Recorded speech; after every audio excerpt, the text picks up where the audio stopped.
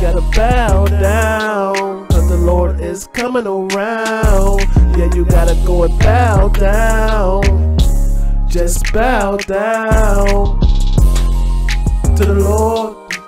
Bow down, bow down, bow down. Just bow down, bow down. Just bow down, bow down. He will give you your crown. Breaking news we first brought to you at noon. That funeral was for a woman found shot to death last week while holding her baby. Brittany, we are live downtown with the breaking details. And Brittany, what have you learned at this hour? Well, Chris, friends, family, and loved ones, they were just trying to mourn and say their final goodbyes when they were paralyzed by the sound of gunfire. The shooting, it happened this afternoon on East 126th Street, right outside the Mount Olives Missionary Baptist Church. Take a look at this video. This is from inside a Mount Olive Missionary Baptist Church Friday afternoon during Demisha Wright's funeral. Her best friend reading her eulogy when a shot rang out. You can see people afraid and running for their lives. According to police, one man was shot during a possible robbery. He was taken to university hospitals. We spoke to Congresswoman Chantel Brown, who was at the funeral when the shooting happened. She says these shootings have to stop. It breaks my heart to be in the midst of a funeral service for a 23-year-old that died from gun violence, to have the service disrupted only by more gun violence. Demisha Wright was shot just last week inside of her own home on 185th Street. The issue is the gun violence, people being able to carry freely without any type of training. This is a prime example of elections having real life consequences on our community. Congresswoman Brown also released a statement saying, "My heart breaks for everyone who endured today's assault while memorializing the life and violent loss of a loved one. People should at least be able to attend a funeral in peace." Mayor Bibb, 23-year-old mother of two, is dead after being shot by her own brother on Christmas Eve. Abrielle Baldwin was trying to break up an argument between her siblings when one of them pulled out a gun. Fox 13's Evan Axelbank reports on what has the sheriff furious and the changes he is now calling for.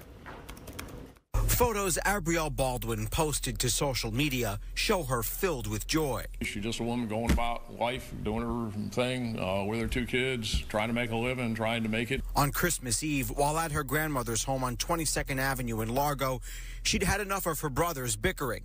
DeMarcus and Darcus began pulling guns on one another. Abrielle told DeMarcus, quote, "You all need to leave that stuff alone. Why are you trying to start it? It's Christmas." They both had been fighting over Christmas presents, with the 15-year-old Darcus jealous that their mom had spent more on gifts for 14-year-old DeMarcus. After Abrielle stepped in, DeMarcus pulled a gun and fired, killing her and sending her son and his nephew, an 11-month-old, falling to the ground. Then Darcus pulled his own gun and shot DeMarcus, leaving him badly injured. This proliferation of guns on the streets and guns in this area and guns in the hands of these kids, this is the worst I've ever seen it. I don't think we've ever seen it this bad. The sheriff says the area around 22nd Avenue in Largo has been subject to extra patrols lately, with 13 gun-related incidents since September. He says his office has gotten reports of 17 guns stolen from unlocked cars. He suspects the guns used in this shooting were obtained that way. And people can't leave their car doors unlocked and leave their guns in their cars.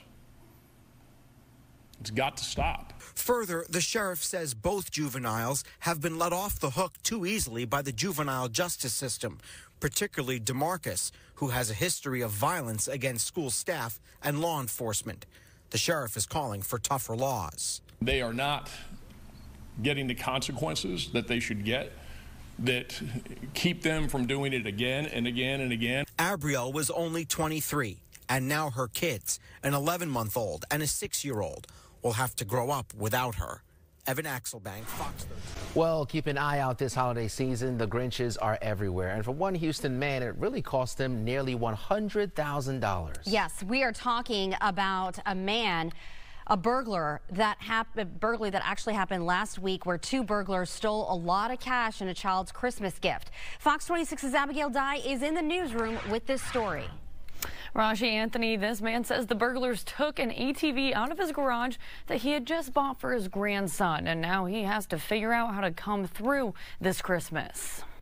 This Ring camera kicks in just in time to catch two burglars dressed all in black, slipping down the side of a house in the glow of Christmas lights, leaving behind quite the mess. First thing I seen was glass. Stephen Moody came home to his back window busted out, glass and blood all over the place. You left your DNA, then that's dumb. That's really dumb. He says the burglars took his Raptor ATV, which he bought for Christmas. It was a gift to my grandson. And a lot of cash. The total loss? Close to $100,000. They took the ATV that I just purchased for over $10,000. And they took cash out of my bedroom. Moody says he had to call police out to his house several different times to get them to dust for prints and take blood samples. I'm just frustrated. I'm pissed because she invaded my privacy. I feel violated. But he's confident in finding justice. I'm going to find my ATV. You took somebody's gift. My gift is make sure you get caught. And I'm going to do that. Tonight, a 17-year-old is facing murder charges after allegedly shooting two people Saturday in Friendswood. Our KHU11's Jalissa Garza spent the day in Friendswood. She joins us now with more details. Jalissa? Yeah, 17-year-old Connor Hilton's bond was originally set at $600,000, then raised to $1 million. According to police, Hilton posted that $1 million bond on Christmas Eve, but was arrested again last night. Now, let's break down what exactly happened. It was Saturday night when Friendswood police were called about gunshots on LaSalle Street, not too far from the police department. The department says when officers arrived, they saw two adult males with gunshot wounds. The two were transported to local hospitals. Sunday night, Friendswood police shared on Facebook that one of the victims, 18-year-old Ethan Riley, died. That's when investigators began working with the Galveston County District Attorney's Office to upgrade Hilton's charges. His bond was raised to $1 million. Friendswood police say when Hilton first posted bond, the conditions did not include GPS monitoring or added security for the community. Last night, Friendswood police executed a murder warrant for Hilton and took him into custody. Several residents in the area tell us they didn't hear anything and are in shock. They tell us it's a pretty quiet neighborhood. One person we spoke to did not want to be seen on camera, but did want to share their thoughts. I'm shocked that it could happen in our neighborhood, but nowadays it can happen anywhere. I'm not walking at night, no longer on this end of the neighborhood. I go the other direction with my dog. Oakland police are investigating two deadly shootings this weekend. Two men were shot right outside a liquor store Saturday. One of them survived, and another person was killed in a neighborhood early this morning. KTVU's Joey Horta is live in Oakland with what police and witnesses are revealing. Joey? That's right, LaMonica. Police now asking witnesses to step forward as these two people lose their lives right before the holidays. A concerned citizen, meanwhile, calling on city leaders to take action.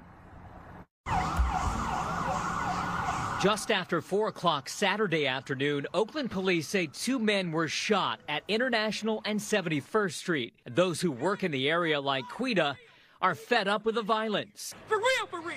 Stop the violence, man. Witnesses inside Toland Liquor and Market during the shooting are afraid to speak on camera.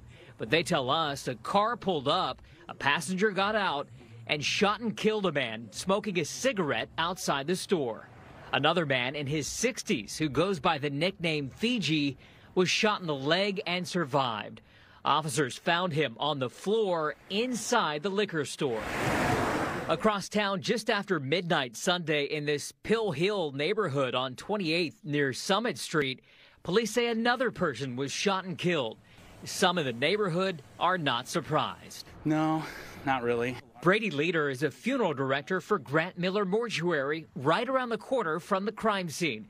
We caught him out for a stroll, which he avoids doing after dark. We're constantly, watching security. We got cameras. He says the Starbucks next door to his mortuary is now drive-through only because of the crime.